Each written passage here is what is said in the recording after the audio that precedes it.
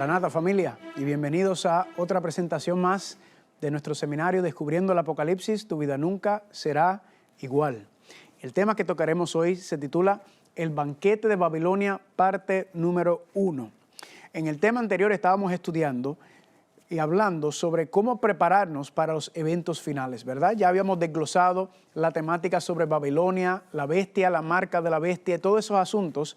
Hemos hecho ya, tirado esas raíces, pero el problema mayor o la situación mayor es cómo prepararnos para esas cosas, porque saber y entender esas cosas sin estar preparado verdaderamente sería una pérdida de tiempo. Entonces queremos enfocarnos tanto en entender y conocer las señales y los eventos finales, como también cómo prepararnos para esos eventos finales. Y eso es lo que estudiamos para el tema anterior.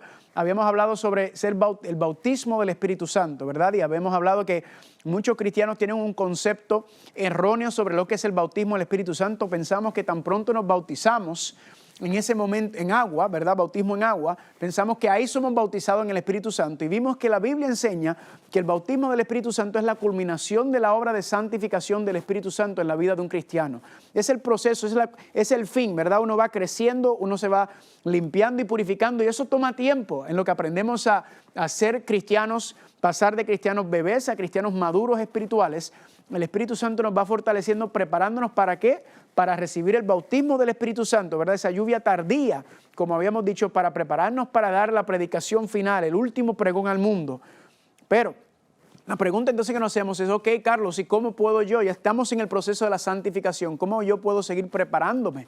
¿Qué puedo hacer yo? ¿Qué cosas tengo que hacer para ir moviéndome hacia esa dirección, para yo entonces poder estar lleno del Espíritu Santo, para estar listo, no solamente para mi propia salvación, sino para yo ser instrumento para ayudar a otras personas, ¿verdad? A tus amigos, tus amistades, tus familias, tus vecinos, el círculo de influencia que tienes en tu vida. Tú eres un misionero y Dios tiene en tu vida, Dios quiere hacer una obra poderosa porque Dios quiere alcanzar a esas personas que están en tu vida y tú eres ese instrumento que Dios quiere utilizar.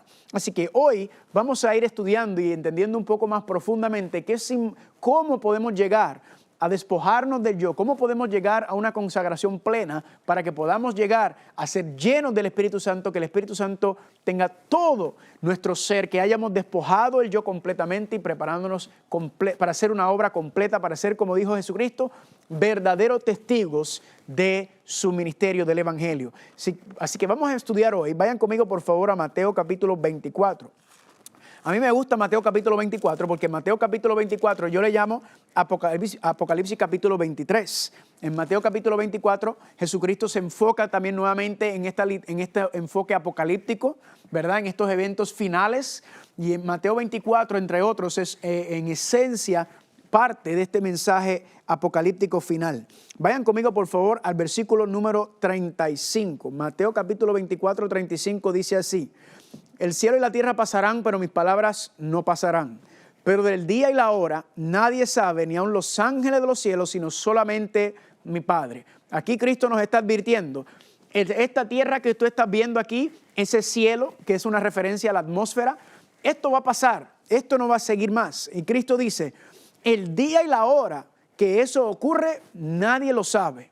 Sigue diciendo, en el versículo 37, mas como en los días de Noé, así será la venida del Hijo del Hombre. Porque como en los días antes del diluvio estaban comiendo y bebiendo, casándose y dándose en casamiento, hasta el día en que Noé entró en el arca y no entendieron hasta que vino el diluvio y se los llevó a todos, así será también la venida del Hijo del Hombre. Noten, familia, que Jesucristo nos está hablando y diciendo, el fin de este mundo va a llegar y solamente mi Padre sabe la hora. Y ni siquiera Él cuando estaba aquí en la tierra sabía cuándo iba a ocurrir. Claro, sabemos que al ascender, entonces ya el Padre le dio esa respuesta.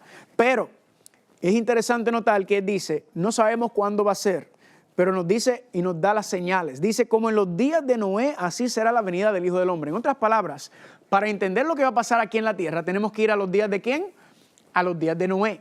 Tenemos que entonces estudiar lo que pasó en los días de Noé para entender cuáles son los eventos o los acontecimientos que van a pasar aquí en esta tierra antes de Dios ponerle fin a este mundo de pecado y de maldad, de violencia. Yo digo amén por eso, ¿verdad? Y noten que Cristo entonces dice, ¿cuál era la condición o qué era lo que estaba pasando en los días de Noé? Dice, porque en los días antes del diluvio, ¿qué estaban haciendo?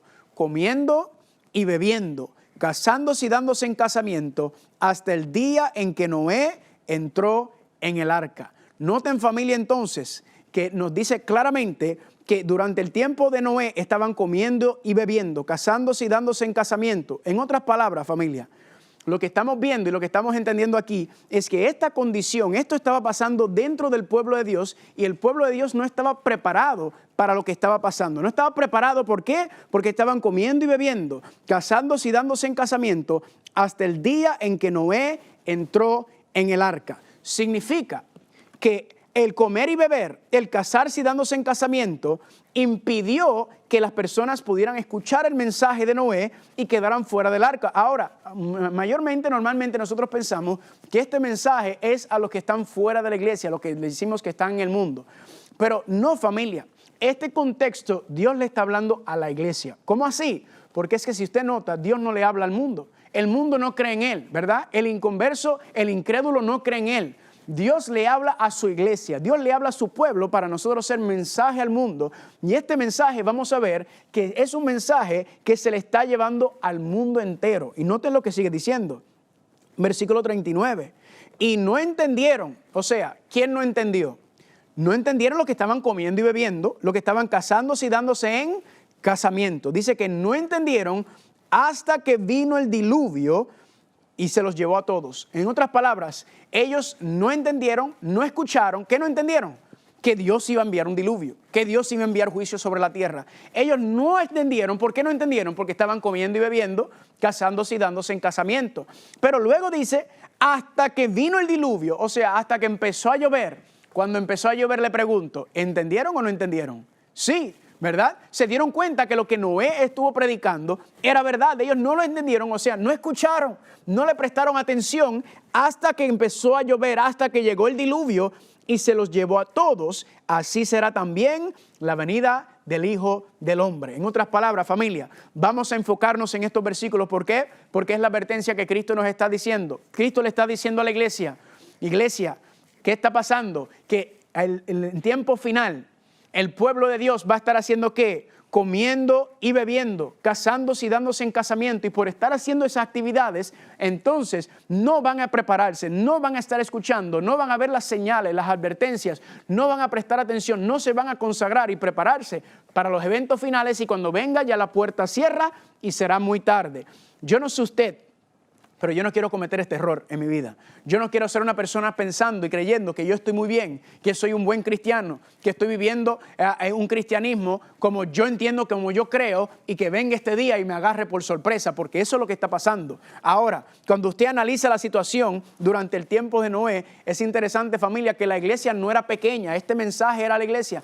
La iglesia no era pequeña. De hecho, cuando usted hace los cálculos en Génesis, capítulo 4 y capítulo 5, usted nota que Adán era el tatarabuelo de Noé. Interesante y fascinante. Si usted hace los cálculos, Noé, la familia de Dios era inmensa. De hecho, Adán murió justo antes de Noé. Noé llegó a ver a Seth y a todos los demás de su linaje hasta 7, 8 generaciones. O sea, que el pueblo de Dios era inmenso, ¿verdad? No eran pequeños. Y nos dice en Génesis 5 que cada uno tenían hijos e hijas, y se seguían multiplicando. En otras palabras, durante los días de Noé, la iglesia era inmensa, familia. Y sin embargo, nosotros sabemos que solamente se salvó Noé y su familia. ¿Por qué? Pues aquí Cristo nos está diciendo que estaban comiendo y bebiendo, casándose y dándose en casamiento. Ese va a ser el enfoque de nuestros temas por las próximas presentaciones. Ahora, cuando empezamos a analizar, usted se preguntará, ¿qué tiene de malo comer y beber? ¿Qué tiene de malo casarse y darse en casamiento? ¿Acaso no es el plan de Dios que el ser humano coma y beba? Claro, si no comemos y bebemos, no podemos vivir, ¿verdad? Necesitamos agua, necesitamos alimento. Casarse, ¿acaso ese no es el plan de Dios para el ser humano, el matrimonio entre un hombre y una mujer? Sabemos que sí, familia. Significa que hay algo más profundo que Dios está enseñando aquí. Significa que cuando está hablando de comiendo y bebiendo, Dios nos está dando una enseñanza más espiritual, más profunda, y quiere que escudriñemos y busquemos qué es lo que nos está hablando el Señor. Así que vamos a tomar el concepto primero de comiendo y bebiendo en esta presentación y en la próxima. ¿Qué significa que estaban comiendo y bebiendo? Ahora, la pregunta que les hago es, ¿será que en la Biblia hay problemas entre el pueblo de Dios con la comida y la bebida? Claro que sí, ¿verdad? ¿Dónde fue el primer problema entre la comida y la bebida en la Biblia? En el jardín del Edén, ¿verdad? Comieron del árbol prohibido. También vemos en el tiempo de Caín. ¿No había problemas con Caín y Abel? Claro. Caín fue y ¿qué llevó al servicio para adorar a Dios? Llevó las frutas de la tierra, ¿verdad? Los frutos, eso no fue lo que Dios le pidió. Dios le pidió un sacrificio, un animal, un cordero. Pero Caín llevó comida. Vemos también con Noé. Con Noé hubo problemas también con la comida y la bebida, sí, ¿verdad? Con la bebida. Vemos la misma historia con Lot. Lot también después que salió de Sodoma, ¿verdad? La bebida. Jacob y Esaú, pregunta, ¿hubo problemas con la comida y la bebida con Jacob y Esaú? También hubo problemas, ¿verdad? Donde Esaú vendió su primogenitura por un plato de lentejas. Yo me pregunto, ¿será que yo también estoy perdiendo mi salvación por la comida? También vemos en la historia de Daniel y los 3 jóvenes. ¿Problemas con la comida? También. Y también lo vemos con la historia de Jesucristo, ¿verdad? Después de los 40 días salió del desierto y dice que tenía gran hambre. Y el diablo lo tentó con convertir la piedra en pan. Entonces, familia, le hago una pregunta. Si durante toda la Biblia, desde Génesis hasta la vida de Jesucristo, vemos que hay problemas con la comida y la bebida, también lo vemos el asunto del problema de la comida y la bebida durante el tiempo de los apóstoles. Le pregunto, ¿será que la comida y la bebida entonces no será problema ahora en estos tiempos finales? Pues sí, familia, podemos entender que sí. También entonces, y quizás le voy a mostrar más que nunca hoy en día. Ahora, cuando hablamos de comida y bebida, la mayoría de las personas quizás relacionan este tema con la intemperancia, con la borrachera, ¿verdad? Con la gula, con toda esa exageración. Y ciertamente se puede relacionar con esa temática. No estoy diciendo que no va, pero sí creo y sí entiendo que Dios nos está mostrando algo más profundo, algo que va más allá. Ahora, ¿qué fue lo que pasó con el pueblo de Dios, con la comida y la bebida en el tiempo de Noé? Que Cristo nos dice, así mismo va a ocurrir antes del fin, así va a ocurrir en el tiempo final. Pues vayan conmigo, por favor, a Lucas capítulo 5. Lucas capítulo 5, versículo 33. Noten lo que dice aquí. Dice, entonces ellos le dijeron, están hablando a Jesús, ¿por qué los discípulos de Juan ayunan muchas veces y hacen oraciones, y asimismo los de los fariseos, pero los tuyos comen y beben? Noten esta frase, familia, que le dicen a Jesucristo, mira, los discípulos de Juan y los demás, ellos no comen y beben, pero los tuyos comen y beben. Esa frase, comen y beben, es la misma frase que aparece en Mateo capítulo 24, versículo 38, comiendo y bebiendo. ¿Qué significa entonces que comen y beben? Pues familia, vamos a buscar un versículo paralelo que nos muestra lo mismo, el mismo contexto, pero lo habla de una manera diferente. Vayan conmigo a Mateo capítulo 9, miren esto. Mateo capítulo 9 y vamos a ir al versículo número 14. Noten lo que dice aquí. Entonces vinieron a él los discípulos de Juan diciendo, ¿por qué nosotros y los fariseos ayunamos muchas veces y tus discípulos no ayunan? Allá en Lucas decía que tus discípulos comen y beben, pero aquí dice que tus discípulos no ayunan. En otras palabras, si tomamos estos dos versículos, Lucas capítulo 5, 33 en adelante y Mateo capítulo 9, 14 en adelante, nos dice que comer y beber es no ayunar. ¿Están conmigo? Dicen allá, tus discípulos comen y beben en Lucas 5 y ahora en Mateo 9 dice, tus discípulos no ayunan. En otras palabras, comer y beber es ¿qué cosa? Es no ayunar, ¿verdad? Vamos a mirar otro versículo para ir confirmando esto. Esther capítulo 4, versículo 16 dice, Esther le dijo que respondieran a Mardoqueo, ve y reúneme a todos los judíos que se encuentran en Susa y ayunad por mí. No coman ni beban por 3 días, ni de noche ni de día, también yo y mis doncellas ayunaremos. Noten que sabemos la historia de Esther, ella iba a presentarse delante del rey y eso le podía costar su vida. Y ella dice, ¿verdad? Para poder defender al pueblo por la orden de matanza que se había dado, ella fue y dice que ayunen por mí, no coman ni beban por 3 días. Ahí confirmamos nuevamente el asunto de comiendo y bebiendo es no ayunar. También lo vemos en Mateo capítulo 11, versículo 18, cuando hablaban de Juan el Bautista. Dice que Juan ni comía ni bebía y decían, demonio tiene. Juan el Bautista dice que no comía y bebía. Le hago una pregunta. ¿Juan el Bautista literalmente no comía y bebía? Pues sabemos que no puede ser, porque si no se muere. Sino que nos está hablando que Juan vivía una vida ¿de qué? De ayuno. Tenía una alimentación muy específica, muy especial que tenía. Y si usted está anotando, también puedes ir a Zacarías capítulo 7, del 4 al 6. Vemos también una comparación y un contraste entre el concepto de ayunar, de no ayunar y comer y beber. Ahora, cuando yo doy mis seminarios de profecías y yo toco este tema, yo entonces le digo, ¿qué era lo que estaba pasando en los días de Noé? La iglesia no estaba preparada. La iglesia no escuchó el mensaje final de Noé sobre la destrucción y el juicio de Dios porque estaban ¿qué? Porque estaban comiendo y bebiendo. En otras palabras, porque no estaban haciendo ¿qué? No estaban ayunando. El pueblo de Dios no estaba ayunando en estos tiempos durante la predicación de Noé, y por no ayunar, ¿qué pasó? No entendieron, no escucharon, no siguieron el mensaje, y dice la palabra de Dios que vino el diluvio y se los llevó a todos, y así será también en el tiempo final. En otras palabras, familia, aquí estamos viendo que la Biblia nos está diciendo que el ayuno está directamente ligado con la preparación espiritual que nosotros tenemos que hacer. Ahora, ¿cuándo se ayunaba en la Biblia? Bueno, durante los tiempos de Jesucristo, según los registros indican, se hacían 29 diferentes tipos de ayunos. 29 tipos de ayunos, y se ayunaba 2 veces al día. Estos eran ayunos instituidos dentro de la tradición, ¿verdad?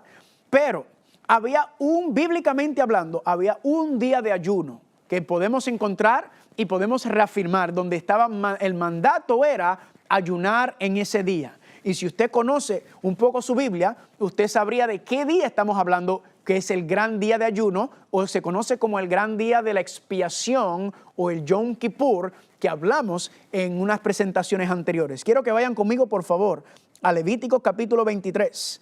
Levítico capítulo 23. Y quiero que vayan conmigo a leer lo que ya hemos leído un poco, pero vamos a profundizar ahora en el día de expiación. Levítico capítulo 23, versículo 27. Levítico capítulo 23, versículo 27, y dice así: a los 10 días de este mes séptimo será el día de expiación. Tendrán santa convocación y afligiréis vuestras almas. ¿Qué es lo que hacían en el día de expiación? Afligir el alma. Ofrecerán ofrenda encendida al Señor. Ningún trabajo harás en ese día, porque es el día de expiación para reconciliarlos delante del Señor nuestro Dios. Si recuerdan, habíamos estudiado que el día de expiación decía que era el día en que se reconciliaban con Dios, el día que se reconciliaba la humanidad con Dios, el pueblo con la divinidad. ¿Por qué tenía que haber reconciliación? Porque hubo separación entre el pueblo de Dios y el pueblo y Dios por culpa del pecado. Entonces, la reconciliación comenzaba con el Cordero, si recuerdan que estudiamos, pero nos dice aquí que la reconciliación se culminaba, llegaba a su esencia, a su punto, en el día de la expiación. Sigamos leyendo. Porque toda persona que no se afligiere, recuerden ese concepto de afligir el alma, toda persona que no se afligiere en ese mismo día será cortada de su pueblo. Y cualquier persona que hiciere trabajo alguno en ese día, dice, yo destruiré a tal persona de entre el pueblo. Si notan, familia, aquí nos está diciendo que el día de expiación, el día de afligir el alma. Ahora, ¿cuál era el propósito de afligir el alma? ¿Cuál era el propósito? Miren cómo dice Levítico capítulo 16, versículos 29 y 30. Dice, Levítico 16, 29 y 30 dice, esto tendrás por estatuto perpetuo en el mes séptimo, a los 10 días del mes, y afligiréis vuestras almas, y ninguna obra harás, ni el natural ni el extranjero que mora entre vosotros. ¿Por qué? Porque este día será expiación por vosotros, y seréis limpios de vuestros pecados delante del Señor vuestro Dios. dice aquí que en el día de la expiación se afligía el alma, y era ¿qué? Era el día que se limpiaba, se purificaba los pecados. Le hago una pregunta, ¿es ese día importante entonces? Claro que sí. ¿Por qué se hacía la aflicción del alma? Era para limpiarse del pecado. Recuerden que en el día de expiación se tenía que sacar el pecado del santuario para que Dios pudiera morar con el pueblo el próximo año. Si no lo hacían, dice Dios, que entonces ¿qué hacía? Entonces era destruido, eran sacados, eran cortados del pueblo. Entonces, el día de expiación era tan importante por este concepto de que era el día que se limpiaba o se sacaba los pecados, se purificaba, se limpiaba, se consagraba todo. Ahora, cuando usted analiza la palabra afligir en hebreo, ¿verdad? Es la palabra aná, awá y auná. Ese concepto de auná, de aná, significa humillarse, debilitarse, someterse. En otras palabras, afligir el alma es humillar el alma, es humillar el ser, es debilitarse, es someterse, es santificarse, es purificarse, es consagrarse. Vamos a mirar esa palabra humillarse en un contexto sumamente importante. Filipenses capítulo 2 del 6 al 8 dice: haya pues en vosotros este sentir que hubo también en Cristo Jesús, que aunque siendo Dios, no consideró que el ser igual a Dios fuera algo a la cual aferrarse, sino por el contrario, renunció a sus privilegios divinos, se humilló. Ahí está el concepto. ¿Qué hizo Cristo siendo Dios? Se humilló voluntariamente, tomando la naturaleza de esclavo y haciéndose semejante a los seres humanos. Aquí está el concepto de humillarse. El más grande de todos, Cristo Jesús, dice que ¿qué hizo? Se humilló, ¿verdad? Siendo divino, se despojó de su divinidad y tomó la naturaleza carnal del ser humano, la naturaleza caída del ser humano, y vino a morar en este mundo. Y esa es una representación de lo que es humillarse, someterse. Jesucristo entonces se sometió totalmente a la voluntad del Padre. Noten otro versículo, 2 de Crónicas capítulo 7, 14, también usa la palabra, el concepto de humillarse. Dice: si se humillare mi pueblo, sobre el cual mi nombre es invocado, y oraren y buscaren mi rostro y se convirtieren de sus malos caminos, entonces, ¿qué va a hacer Dios? Entonces yo iré desde los cielos y perdonaré sus pecados. Noten, familia, que este versículo no le está hablando al mundo. Dios le está hablando a su pueblo. Dice: si se humillare mi pueblo. Este mensaje es para usted y para mí si nos llamamos hijos e hijas de Dios.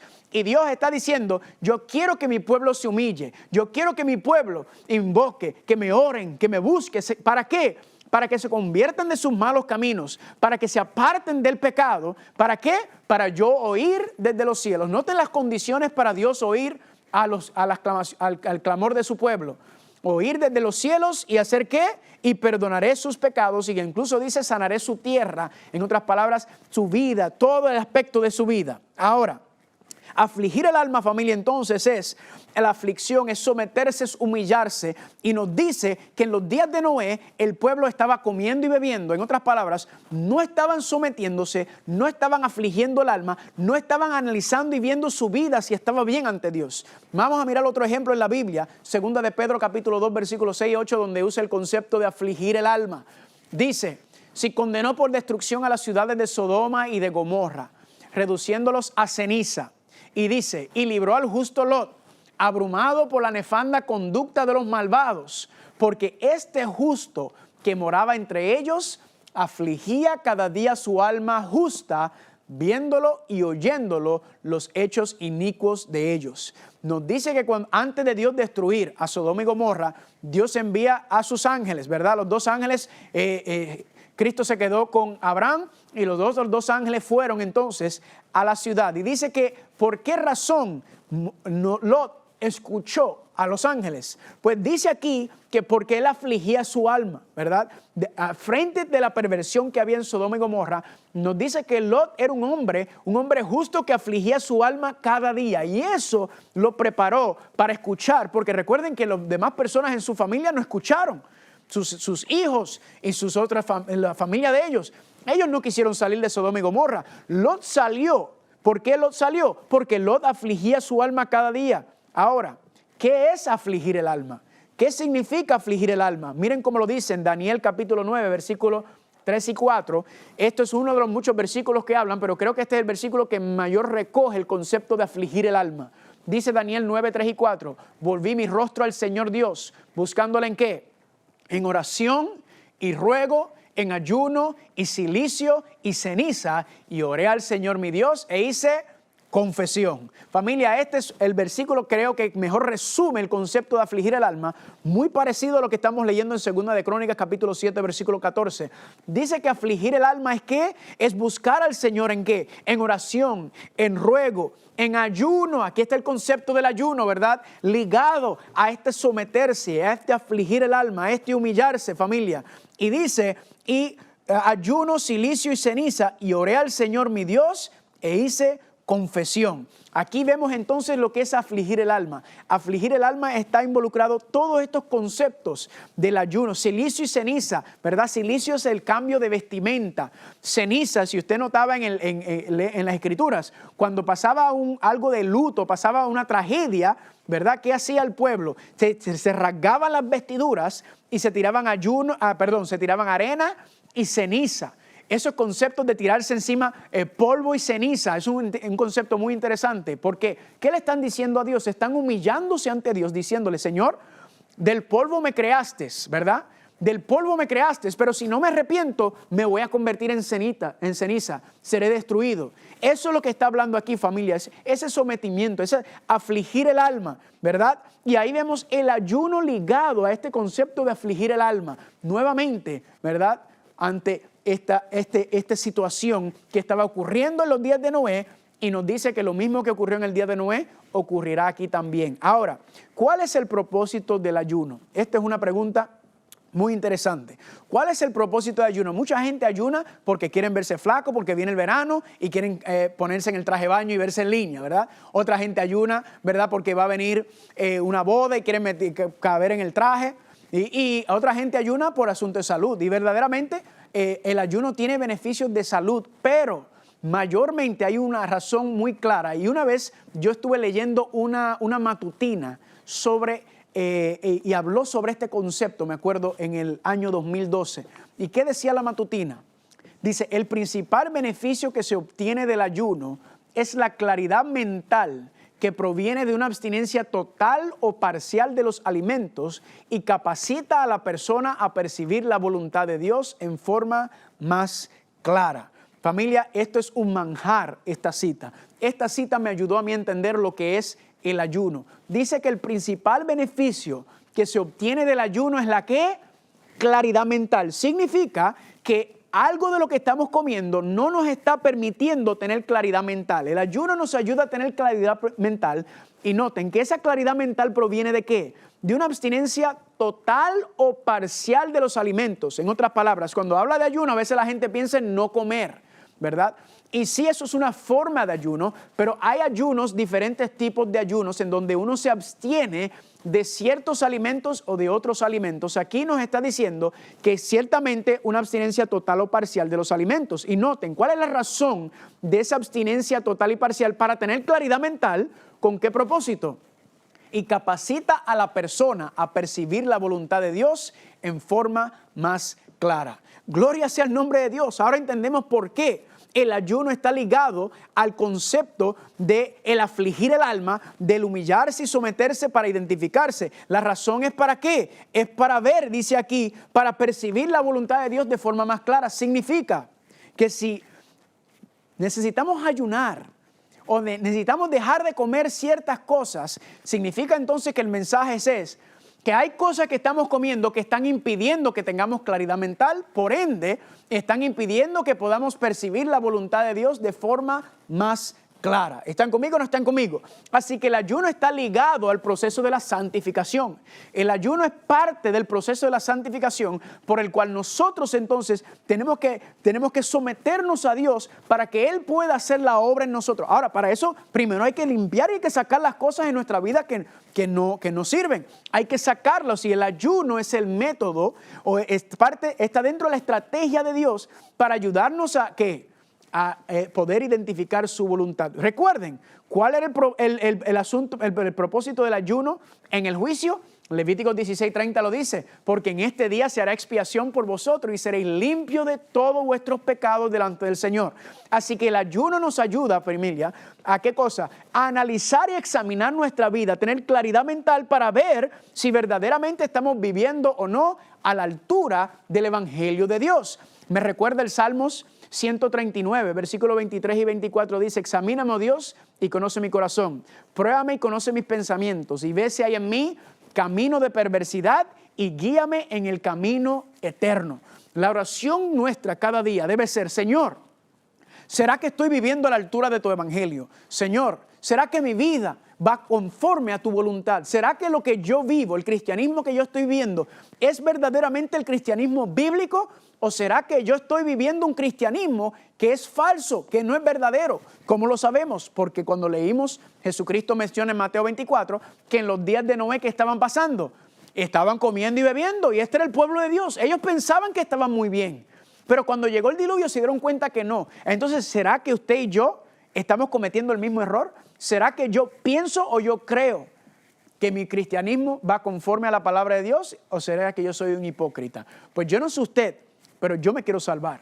Yo quiero llegar al reino de los cielos y yo quiero saber si mi vida espiritual va conforme a la palabra de Dios. Si yo verdaderamente estoy viviendo como la palabra de Dios dice o si no. ¿Por qué se lo digo? Porque Jesucristo dice en Mateo capítulo 7, usted lo lee muy claramente, Él dice el camino de la perdición es bien ancho y la mayoría de los cristianos van por ahí. Y luego dice que el camino de la salvación es muy estrecho y son pocos. Él no le está hablando al mundo, a los perdidos, a los inconversos. Él le está hablando a la iglesia, familia. Entonces, si la mayoría de los cristianos creen que están bien, pero dice Cristo en la misma palabra que se van a perder, dice lo mismo en Mateo 7:21 cuando dice, no todo el que me diga Señor, Señor, entrará al reino de los cielos, sino ¿quiénes? Los que hacen la voluntad. Nuevamente hay un concepto de que el cristianismo, porque decimos que somos cristianos, Señor, Señor implica, yo soy fiel al Señor, yo soy un cristiano fiel. Pero dice, porque tú digas eso no vas a ir al reino de los cielos, sino los que hacen. Así que nuevamente nos preguntamos, ¿será que mi vida va conforme a la voluntad de Dios? Pues familia, aquí es donde el ayuno es clave. El ayuno nos ayuda nuevamente, ¿a qué? A tener claridad mental, ¿para qué? Para percibir la voluntad de Dios de forma más clara, para saber si mi vida va conforme, como lo decía el Salmo 139, 23 y 24. Ahora, hay muchos ejemplos en la Biblia en donde el ayuno se utilizaba dentro del contexto del juicio, como lo estamos estudiando. Quiero compartir uno con ustedes, porque hay varios, pero uno de ellos se encuentra en el libro de Jonás. Vayan conmigo, por favor, al libro de Jonás. El libro de Jonás es un libro que la mayoría de la gente lo recordamos porque habla de la ballena y que Jonás, y sí, claro, tiene mucho que ver. Pero el libro de Jonás también nos habla de un evento que está directamente ligado con el ayuno. Jonás capítulo 3. Jonás es un libro fascinante que también nos tiene mucha verdad presente, mucha realidad. Y noten lo que dice en Jonás capítulo 3. Dice, vino palabra del Señor por segunda vez a Jonás diciendo, levántate y ve a Nínive, aquella gran ciudad, y proclama en ella el mensaje que yo te diré. Si recuerdan, Jonás no quería ir a Nínive, ¿verdad? Jonás rehusó ir a Nínive la primera vez que Dios lo llamó, que es la historia de cuando cae con el pez en los primeros 2 capítulos. Jonás no quiso ir. ¿Por qué Jonás no quiso ir? 2 razones, ¿verdad? Uno, él no pensaba que Nínive merecía el perdón de Dios. Era un pueblo depravado, eran corruptos, ¿verdad? En el tiempo de Noé quizás era lo peor de lo peor que había en ese tiempo. Y Noé pensaba, esta gente no merece el perdón de Dios. Y segundo, Noé pensaba que no se iban a arrepentir. Así que Noé no quiso ir, lo más seguro pensaba, si me voy a Nínive me van a matar esa gente, si yo entro ahí a dar este mensaje. Así que Noé decide irse a otro lado, Dios lo volvió a traer. Y Dios le dijo nuevamente, Jonás, ve y proclama en Nínive el mensaje de los 3 ángeles. Hermano y hermana, Dios nos está llamando a usted y a mí también a ir a Nínive y proclamar ese mensaje, llevar este mensaje al mundo. Amén. Y la pregunta es, ¿cuál es mi actitud? ¿Estoy yo haciendo yo como Jonás o estoy yo haciendo como dice la palabra de Dios? Sigamos leyendo. Y dice, y se levantó Jonás y fue a Nínive conforme a la palabra del Señor. Y era Nínive ciudad grande en extrema, de 3 días de camino. Y comenzó Jonás a entrar por la ciudad camino de un día y predicaba diciendo, de aquí a 40 días Nínive será destruida. Familia, ¿qué le dijo Jonás? Jonás entra a la ciudad y piensa, familia, que él entró y él no fue con amor, él no fue ahí, él fue el evangelista con la peor actitud de la historia del mundo. Y él fue prácticamente caminando por Jonás, por Nínive, gritando, en 40 días, dice aquí, se van a perder, van a ser destruidos, dice, se van a perder, van a morir todos en 40 días. Ahora, ¿usted nunca se ha preguntado por qué fue que esta gente creyeron a Jonás? ¿Por qué fue que lo escucharon? Yo hubiera pensado que Jonás hubiera entrado ahí, lo más seguro él lo pensaba también, que lo iban a agarrar y lo iban a descuartizar. Pero Jonás, sin embargo, bueno, ya no quedaba otra después de la experiencia con el pez.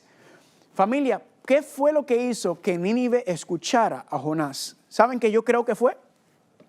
Fue que Jonás resucitó. Recuerden que Jesucristo dice, a la señal de Jonás, 3 días y 3 noches en el pez, ¿verdad? Esa señal de que Jonás de 3 días y 3 noches es la señal diciendo que iba a resucitar en ese tercer día. Y que recuerden, todo el mundo conoce a Jonás. Todo el mundo sabe que Jonás fue el que lo echaron del barco. Todo ese chisme se regó por toda esa región y conocían muy bien a Jonás y sabían que Jonás se había muerto. Así que imagínate la sorpresa cuando ellos ven a Jonás que entra a Nínive y empieza a predicar. Ellos están diciendo, ese que está hablando, ese que está diciendo que Nínive será destruido, fue el que murió y resucitó. Esto es espectacular, familia. ¿Cómo ligamos esto con la historia de Jesucristo? Cuando Él está diciendo, cuando yo fuese levantado también, ¿verdad? Cuando yo salgo, cuando yo resucite, también será la señal. Y muy bien sabemos lo que pasó en los tiempos de Jesucristo, que los fariseos y ellos, aún después de haber resucitado, se tuvieron que inventar una historia. ¿Qué más evidencia querían que la resurrección de Jesucristo? Por medio de los eventos que pasaron ese día. Pues eso fue lo que pasó aquí. Ellos vieron a Jonás, al Jonás que había muerto. Ellos dicen, ese es el que fue enterrado, ese fue el que fue tomado por un pez. Y míralo, está predicando. Y eso fue lo que hizo que escucharan esa señal. Pero noten que no termina ahí. Noten que dice, y los hombres de Nínive creyeron a Dios. ¿Por qué creyeron? Porque supieron, porque entendieron que ese Jonás fue el que Dios levantó de la muerte. Dice, ¿y qué hicieron? Y proclamaron ayuno. Amén. Lo primero que hicieron en Nínive fue proclamaron ayuno. Y sigue diciendo, y se vistieron de cilicio, desde el mayor hasta el menor. Noten, cilicio, cambio de vestimentas y de ropa. Versículo 6. Y llegó la noticia hasta el rey de Nínive, y se levantó de su silla, dice, y se despojó de su vestido, y se cubrió de cilicio, y se sentó sobre ceniza. Familia, hasta el mismo rey de Nínive también se convirtió, también dice aquí que empezó a ayunar, que se quitó sus vestimentas y también se llenó de ceniza. Y noten lo que dice, e hizo proclamar y anunciar en Nínive por mandato del rey y de sus grandes diciendo, hombres y animales, bueyes y ovejas, no gusten cosa alguna, no se les dé alimento ni beban agua. Familia, hasta los animales estaban ayunando en ese día. Y dice, sino cúbranse de cilicio, hombres y animales, y clamen a Dios fuertemente. Aquí está la clave. Y conviértase cada uno de su mal camino, de la rapiña que hay en sus manos. ¿Quién sabe si se volverá y se arrepentirá Dios y se apartará del ardor de su ira y no pereceremos? Si noten qué fue lo que quiso hacer el rey de Nínive. El más perverso de todos, porque él era la cabecilla de Nínive. Él también proclamó ayuno, hizo que todo el mundo ayunara. Y la razón era que, ¿para qué era el ayuno? Leímos que era para tener que... para claridad mental, para percibir la voluntad de Dios. Nínive dice aquí, el rey dice, conviértase. En otras palabras, todos ayunemos para ver cuál es el pecado. ¿Qué es lo que estamos haciendo aquí que tanto ofende a Dios? ¿Qué será lo que está en nuestras vidas? Todos van a hacerlo. Todos vamos a hacer ¿a qué? Vamos a afligir el alma para ver qué es lo que hay en mi vida que no me permite ver, entender y vivir de acuerdo a la voluntad de Dios. Y todos lo hicieron, familia. Increíble. Lo primero que hicieron en Nínive fue proclamar ayuno. Pregunta, ¿funcionó o no funcionó? Claro que sí, porque dice el versículo 10, y vio Dios lo que hicieron, que se convirtieron de su mal camino y se arrepintió del mal que había dicho que les haría y no lo hizo. Amén. Familia, el peor evangelista en la historia del mundo fue a la ciudad más perversa en el mundo y fue y predicó el mensaje de los 3 ángeles y dice que la ciudad entera se convirtió. Primero, ¿por qué? Porque era la señal de la resurrección. Y segundo, ¿por qué? Porque ayunaron. vieron y dijeron, ¿será que nuestras vidas, qué estamos haciendo mal? ¿Qué abominaciones habrá en nuestra vida que estamos ofendiendo a Dios? Y dice, familia, que así mismito fue que se arrepintieron. Y yo digo, gloria a Dios por esta historia. Y así hay muchas, pero esta me gusta porque esta está hablando de los inconversos, de los que no seguían a Dios y aún así ellos escucharon con esas señales que serían. Ahora, vamos a entrar un poco más de lleno, un poco más profundo, porque ya sabemos que el día de expiación, habíamos hablado en el viejo pacto, ¿verdad? Dentro de las fiestas ceremoniales. Pero sabemos que eso tenía un cumplimiento profético, ¿verdad?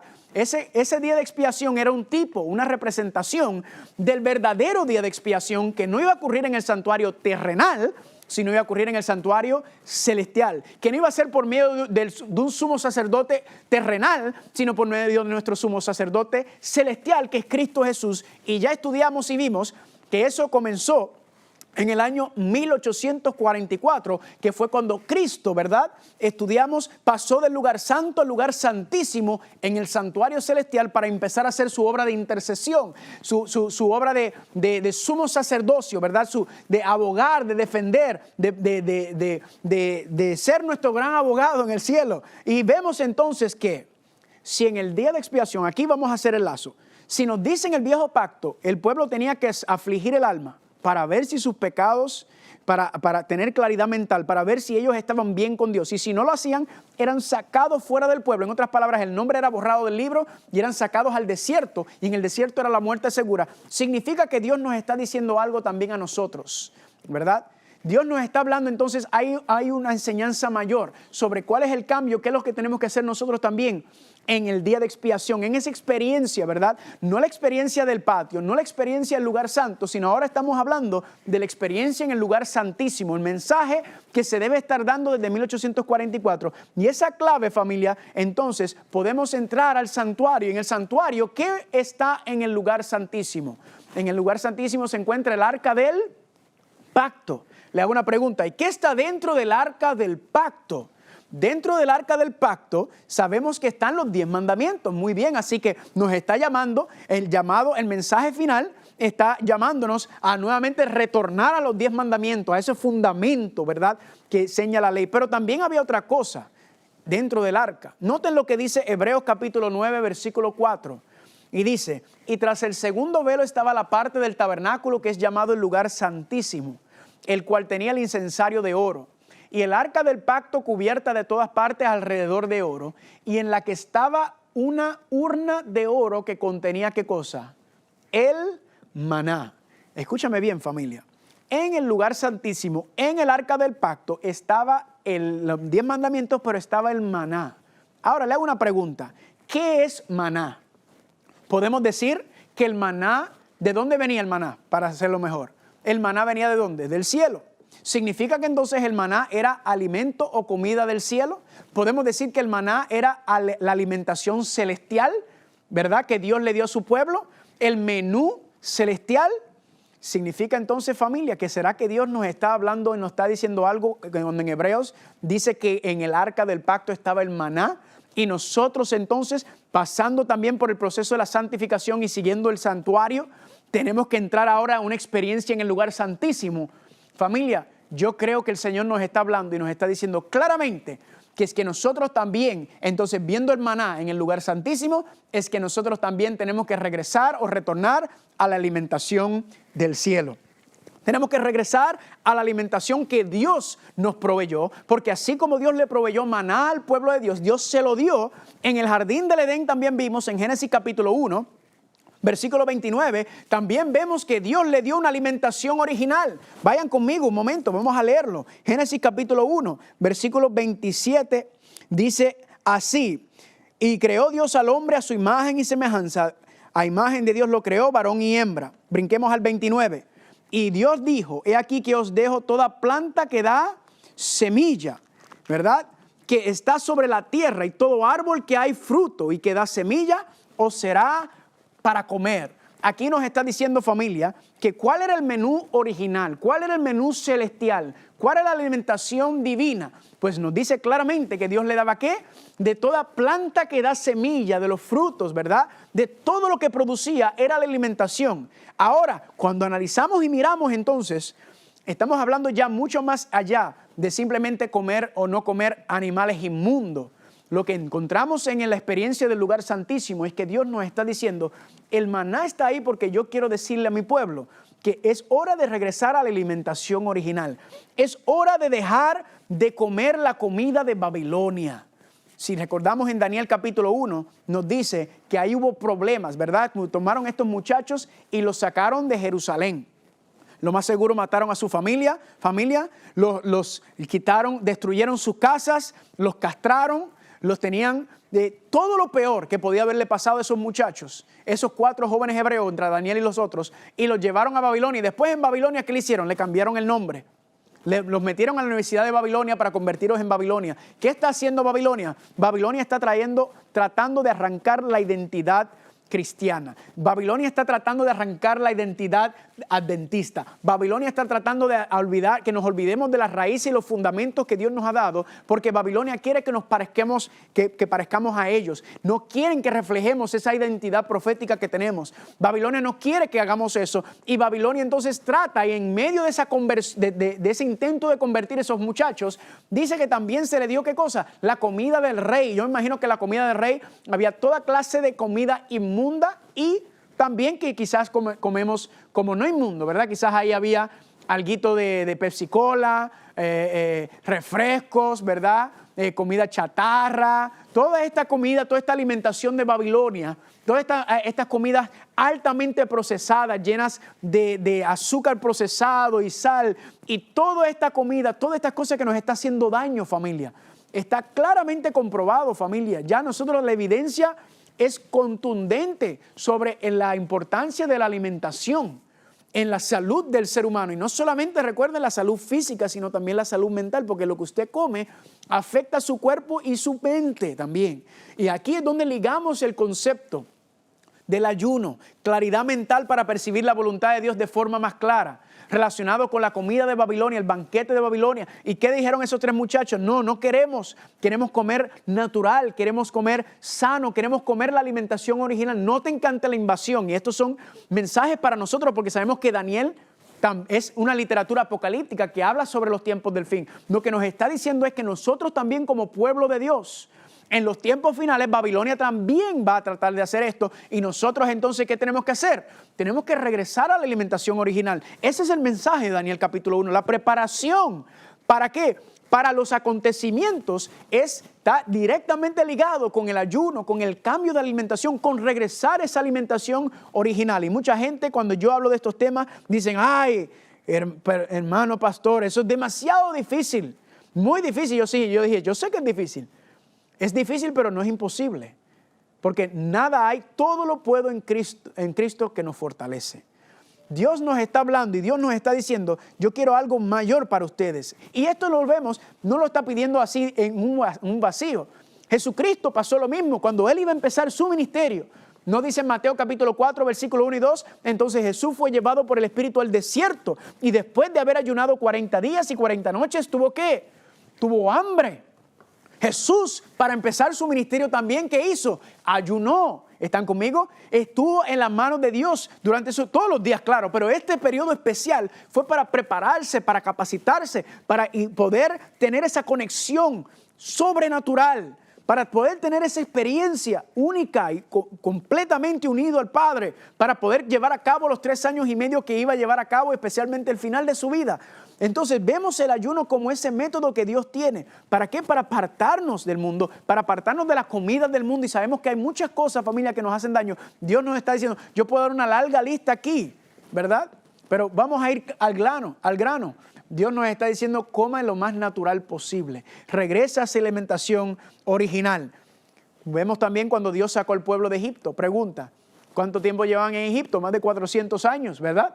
Y estaban acostumbrados ¿a qué? Estaban acostumbrados a la alimentación de Egipto, a la comida de Egipto, a las fiestas de Egipto, a todo el panorama de Egipto, ¿verdad? La televisión, el entretenimiento, las películas, todo eso. ¿Y qué pasó? Dios los tuvo que sacar de Egipto, los pasó por el Mar Rojo, que representa el bautismo, los llevó al desierto, 40 años, santificación. Y durante esos 40 años, ¿qué le dijo Dios? En Éxodo capítulo 15, versículo 26, le dijo, yo soy el Señor su Dios, si escuchan mi voz y hacen lo que yo considero justo, y si cumplen mis leyes y mis mandamientos, no traeré sobre ustedes ninguna de las enfermedades que traje sobre los egipcios. Yo soy el Señor que les devuelvo la salud. Amén. Familia, ¿qué estaba pasando? Que me imagino cientos de años comiendo como los egipcios y viviendo como los egipcios. Parece que las enfermedades de los egipcios se le había pegado. Y Dios le dice, yo quiero enseñarles un nuevo modo de vivir. No solamente en su comportamiento por medio de los 10 mandamientos. No solamente en su vestimenta. No solamente en todos esos aspectos. Sino también dice Dios que quiere que su salud también. Dice, escúchame. Y si me escuchan a mí, yo quiero darle una alimentación nueva. Dios no les dio maná, sí. Pero ¿qué quería el pueblo? El pueblo quería carne. ¿Están conmigo o no están conmigo?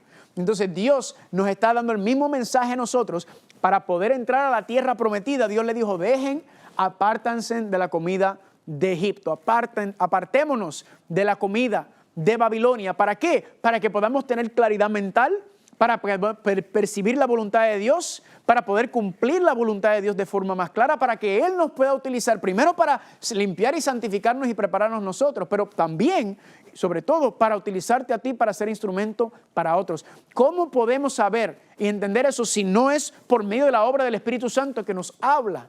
Y para eso necesitamos esa conexión, esa claridad mental. Notan cómo esto amplía sobre la temática del lugar santo. En el lugar santo teníamos la palabra de Dios, el pan, la oración, el altar de incienso, el candelero, ¿verdad? Esa testificación. Y ahora en la experiencia del lugar santísimo, más profundo, regresando a las raíces más profundas, familia, nos está diciendo mi pueblo regresa a la alimentación original para que puedan percibir mi voluntad. ¿Por qué? Porque quiero limpiarlos ustedes y quiero que ustedes sean una herramienta poderosa. Y esto está, familia, el ayuno está directamente ligado con el asunto de la temperancia. Noten en Gálatas capítulo 5, 22 en adelante, mas el fruto del Espíritu es amor, gozo, paz, paciencia, benignidad, bondad, fe, mansedumbre y templanza. ¿Qué es templanza? Control propio. El que nosotros tengamos control sobre nuestras facultades. Y alguna gente se pregunta y dicen, pero eso no tiene nada de malo. Uno comerse, ¿verdad? Un pollito o comerse una carnecita asada de vez en cuando. Y yo digo, es cierto, quizás de vez en cuando no hace daño, pero yo no dejé de comer carne, familia, porque a mí no me gustaba la carne. A mí me gustaba la carne, a mí me gustaba todo este tipo de... Igual que el cerdo, a mí me gustaba el cerdo. Pero cuando Dios me dice, no comas eso porque te hace mal, yo lo dejé, no porque no me gustaba, sino porque Dios me lo dijo. Cuando vengo al mensaje del lugar santísimo, cuando vengo a la experiencia del lugar santísimo, estoy viendo a Dios diciéndome lo mismo nuevamente, diciéndome, Carlos, ahora quiero que te alejes también de esas cosas, que te alejes, te apartas de eso. No porque no me gusta, sino porque primero nos hacen daño, segundo no hay razón para tener que estar matando animales inocentes que no han hecho nada. Todo lo que podemos recibir del animal, que mayormente la gente se enfoca en la proteína, todo lo encontramos en todos los alimentos. ¿Pero qué? Es para mostrar control. Si no podemos controlar nuestro apetito, escúchame bien, no podremos prepararnos y ser santificados completamente. La Biblia lo enseña por medio de la vida de Cristo Jesús. Y tanto los muchachos de Daniel, es una vida de control, de temperancia, que nos enseña y nos prepara para esas cosas, para las cosas que van a venir, para las cosas que vienen, familia. Y este es el mensaje que Dios nos está dando en estos tiempos. Nos está llamando a una vida más abundante, a una vida más temperante.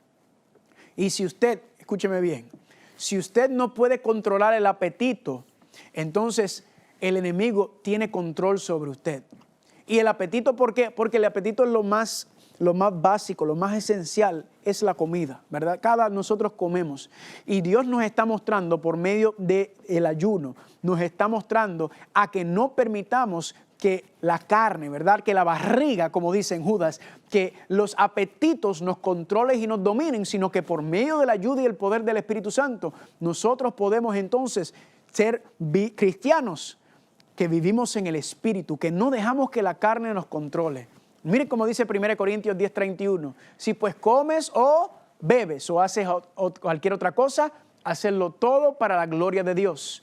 Este concepto de la comida y la bebida, del ayuno, de afligir el alma, está directamente ligado con el mensaje de los 3 ángeles, porque dice, si recuerdan, en Apocalipsis capítulo 14, versículo 8, dice, teme a Dios y darle gloria. Ya vimos que el concepto de darle gloria es ese concepto de dejar que el Espíritu Santo haga una obra de santificación en nuestras vidas. Eso lo estamos viendo aquí en este versículo de 1 Corintios 10, porque dice que cuando se come y se bebe, hacerlo para la gloria de Dios. En otras palabras, en el proceso de la santificación, este asunto de la alimentación es vital, ¿verdad? Como ya hemos dicho, para tener esa claridad, porque hay cosas que estamos comiendo que nos hacen daño, que no nos permiten ver con claridad a Dios y lo que está haciendo. Y usted lo sabe muy bien. Por ejemplo, cuando uno llegaba del trabajo y uno, como buen puertorriqueño, se comía un plato de arroz y habichuela, ¿verdad? Un inmenso plato de arroz y habichuela o de almuerzo. Y cuando usted se daba esa buena jartera, ¿qué le pasaba a usted? Usted se quedaba ahí, ¿verdad? ¿Que le daba ganas de estudiar la Biblia? ¿Le daba ganas de orar? ¿Le daba ganas de ir a la iglesia? No, lo que le daba ganas era de quedarse ahí y si acaso el control, porque era lo más fácil. ¿Por qué, familia? Porque la comida tiene esta influencia sobre nosotros. Y Dios lo que nos está pidiendo es que aprendamos por medio del poder del Espíritu Santo y por medio del ayuno, aprender a ayunar. ¿Para qué? Para aprender a controlar el apetito, para no dejar que el apetito nos domine. Y esto es lindo, familia, esto es precioso lo que Dios nos está diciendo. Dios nos está llamando a un nivel más alto de cristianismo. Y se lo digo por experiencia, yo he incorporado el ayuno en mi vida. Claro, al principio era difícil, no le voy a mentir.